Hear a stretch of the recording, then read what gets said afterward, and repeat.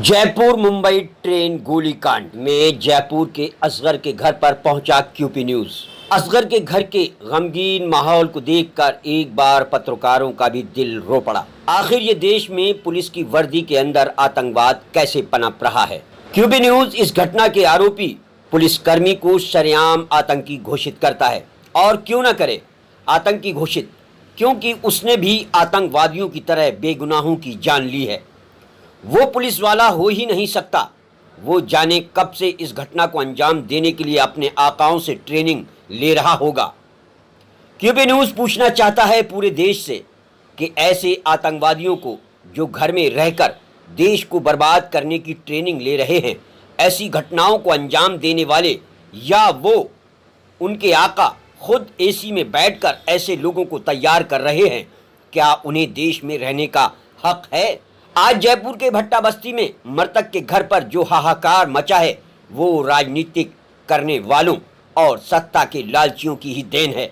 आज जब भट्टा बस्ती में मृतक असगर का शव आया, उस वक्त उस घर में मृतक के परिवार वाले व रिश्तेदारों के अलावा सरकार की ओर से कोई अधिकारी, मंत्री या जनप्रतिनिधि नजर नहीं आया।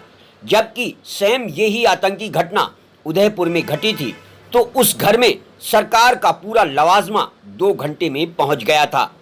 आखिर ये दोहरी मानसिकता क्यों? क्यूपी न्यूज़ पूछना चाहता है उस सरकार से, उस दल से जो सर्वधर्म हिताय की कस्में खाता है और वोट बटोरता है। आइए जानते हैं भट्टा बस्ती के उस घर का हाल और करते हैं वहां के लोगों से बात। जिस वक्त कन्हैयालाल की हत्या हुई थी, उस वक्त मुख्यमंत्री जी 2 घंटे में कन्हैयालाल के घर चले गए थे, लेकिन यहाँ पे हत्या के इतने समय बाद भी आपके सरकार की तरफ से कोई भी नहीं आया, क्या कारण है? देखिए, मैं किसी कारण के अंदर नहीं जाना चाहती। हाँ, मेरी रिक्वेस्ट है ये राजस्थान सरकार से भी और केंद्र सरकार से भी कि जिस तरह से तानाशाह ने जहर घोला है हिंदुस्तान की रगों में, आज बेगुनाह मासूम उस जहर का शिकार बन रहे हैं। ये बच्चियों का, इस बच्चे का क्या कसूर था कि जो उस जहर का शिकार बने? और हमारे माननीय जननायक अशोक गहलोत जी से मेरी ये मानवीय पुकार है, चित्कार है कि इनकी सहायता करें। जितनी भी मानवीय स्तर पर इनकी सहायता हो सकती है, इन बच्चियों के सर पे हमारे जननायक अपना हाथ रखें तो ये जो मानवीयता का संदेश है ये पूरे देश ही नहीं पूरी दुनिया में जाएगा। यही मेरी हमारे माननीय जननायक से रिक्वेस्ट है और चित्कार है और पुकार है। इस तरह से ये हत्या हुई है, काफी गुजरी है, लेकिन यहाँ की सरकार से आप क्या मांग चाहते हैं? हमारे बच्चे लोग की पढ़ाई और हमारे रहने के लिए व्यवस्था और कोई परिवार में जिसने भी है मर्डर करे उनको फांसी की सजा हो। तो फांसी हो ही नहीं, इनके बच्चों के खाने पीने की हर चीज़ की होनी चाहिए। क्या कहना चाहते हैं आप लोग? भाई, इनके जैसे 4 लड़कियां हैं, बच्चे भी छोटे हैं 4 साल के, अब उसके क्या होगा? मकान किराया के रह रहे हैं सर। अब इनके होना चाहिए कि इनकी बच्चियों की पूरी परवरिश बढ़िया होना चाहिए, शादी ब्याह का होना चाहिए, इनकी रहने की व्यवस्था होना चाहिए, इन बच्चों की पढ़ाई लिखाई होनी चाहिए।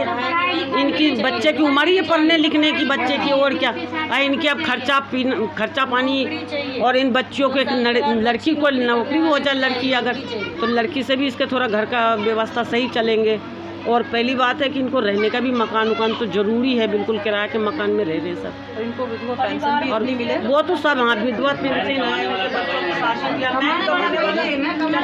देखो जी, मैं हाथ जोड़ दिया, जरा मुजरिम है उन्हें फांसी की सजा हो। सरकार से यही गुजारिश है कि जो जुल्म करे है मेरे गरीब आदमी मजदूर के नालों के परिवार के नाल ऐसे हो, बच्चे सबका रहन सहन पालन पोषण का खर्चा उठावे सरकार, किसी एक सदस्य को नौकरी दे, किराए का मकान है, बच्चे सबके पढ़ाई लिखाई हर एक चीज़ का सरकार की जिम्मेवारी है, वो फैसला करे जी। यही हाथ जोड़ दिया, जो मुजरिम है उन्होंने करी तो करी सजा मिले, फांसी से लटकाओ।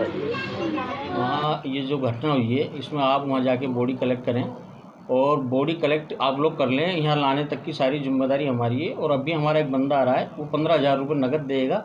उसके बाद जो इंश्योरेंस बनता है वो हम 24 घंटे में प्राइवेट करा देंगे।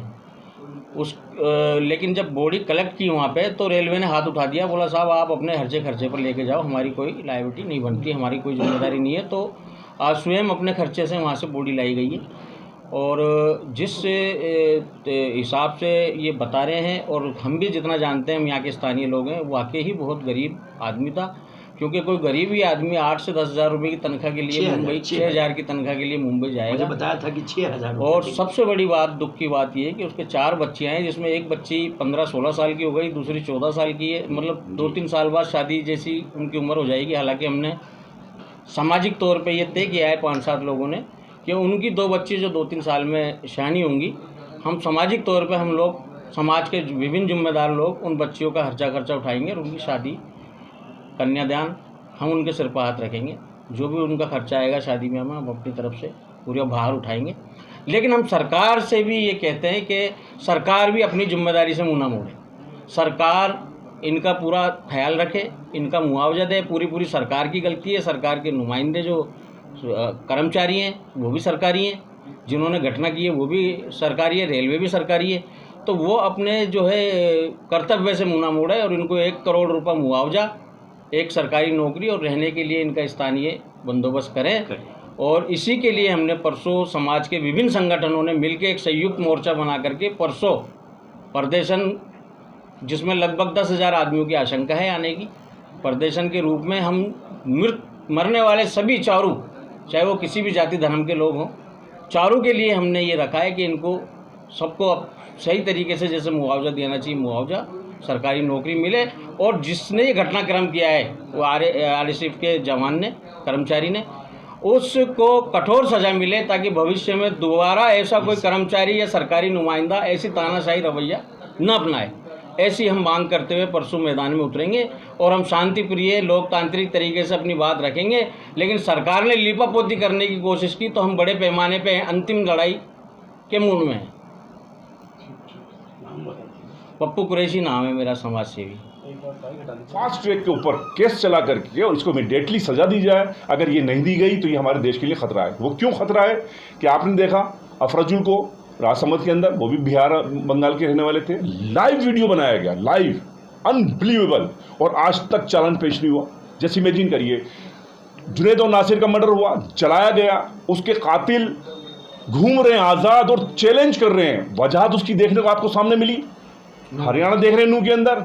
अगर गवर्नमेंट वक्त रहते, अगर ऐसे नफरती आतंकवादियों का इलाज कर देगी तो देश बच सकता है। नहीं तो हमें तो ऐसा लगता है कि अगर ये सरकार ऐसे लोगों को शे दे रही है, इसका मतलब साफ है कि सरकार नफरती आतंकवादियों को शे दे रही है और ये देश के लिए बहुत बड़ा खतरा है। जय भीम।